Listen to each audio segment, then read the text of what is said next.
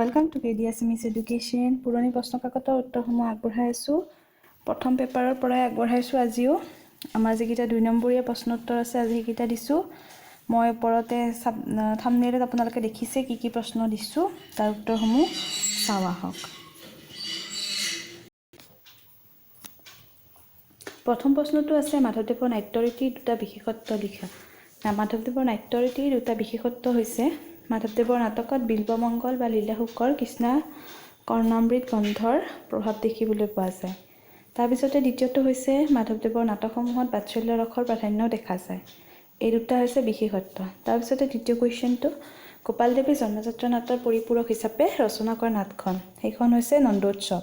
আৰু দুয়োখন নাট ৰচনাৰ ক্ষেত্ৰত শংকৰদেৱৰ কি গ্ৰন্থৰ প্ৰভাৱ পৰিছে সুধিছে। তো সেইখন হৈছে ভাগৱতৰ দশম স্কন্ধ। বেদনিধিয়ে দূত হৈ কৃষ্ণৰ ওচৰলৈ কিয় গৈছিল? এতিয়া আপোনালোকে কাহিনী নিশ্চয় পঢ়িছে, গতিকে সকলোৱে নিজৰ নিজৰ ধৰণে বনাই লিখিব। মই তথাপি এটা দি দিছোঁ আৰু চমুৱাবা যে নাটকৰ কাহিনী অনুসৰি ৰুক্মিণীৰ জ্যেষ্ঠ ভাতৃ ৰুক্মবীৰে ৰুক্মিণীক শ্ৰীকৃষ্ণৰ সৈতে বিয়া দিবলৈ অমান্তি হৈ চেদিৰাজ শিশুপালৰ লগত ৰুক্মিণীক বিয়া দিবলৈ মান্তি হৈছিল। এই কথা গম পাই ৰুক্মিণী বাউলী হৈ প্ৰাণ বিসৰ্জন দিবলৈ সাজু আছিল। আৰু ৰুক্মিণীৰ এই ঘটনাৰ বাৰ্তা সহিতে বেদনিধিয়ে পত্ৰ দিবলৈ কৃষ্ণৰ ওচৰলৈ গৈছিল।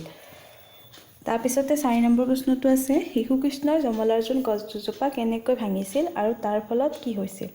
মাতৃ যশোদাই কৃষ্ণক যেতিয়া শাস্তি দিবলৈ উৰালত বান্ধি থৈছিল, তাৰপিছত ভগৱান ৰূপী শিশু কৃষ্ণই ৰছীৰে বান্ধি থোৱা উৰাল সৈতে টানি নি চোতালত থকা যমলাৰ্জুন গছ দুজোপাৰ মাজেৰে সুমুৱাই দিয়াত প্ৰচণ্ড শব্দ কৰি গছ দুজোপা ভাঙি পৰিছিল। আৰু আমাক প্ৰশ্নত সুধিছে তাৰ ফলত কি হৈছিল? তাৰ ফলত নাৰদৰ শাপত যমলাৰ্জুন হৈ থকা কুবেৰৰ 2 পুত্ৰ নলকুবেৰ আৰু মণিগ্ৰীৱ সেই দুজন শাপমুক্ত হৈছিল। তাৰপিছতে 5 নম্বৰ প্ৰশ্নটোলৈ আহিছোঁ। বসুমতী ব্ৰহ্মাৰ ওচৰলৈ কিয় গৈছিল? দুষ্ট দৈত্য দানৱ কংসৰ অত্যাচাৰত অতিষ্ঠ হৈ বসুমতীয়ে জীৱকুলক ৰক্ষাৰ বাবে ব্ৰহ্মাৰ ওচৰত ভূমিৰ ভাৰ হৰণ কৰিবলৈ ঈশ্বৰৰ পৃথিৱীলৈ আগমনৰ বাবে স্তুতি কৰিবলৈ গৈছিল। গতিকে আজি মই এইকেইটা প্ৰশ্ন উত্তৰ আগবঢ়ালোঁ আৰু মই পৰৱৰ্তী ভিডিঅ'সমূহত বাকী প্ৰশ্ন উত্তৰবোৰ দিবলৈ চেষ্টা কৰি আছোঁ। কিবা যদি ভুল হয় কমেণ্ট ছেকশ্যনত জনাব।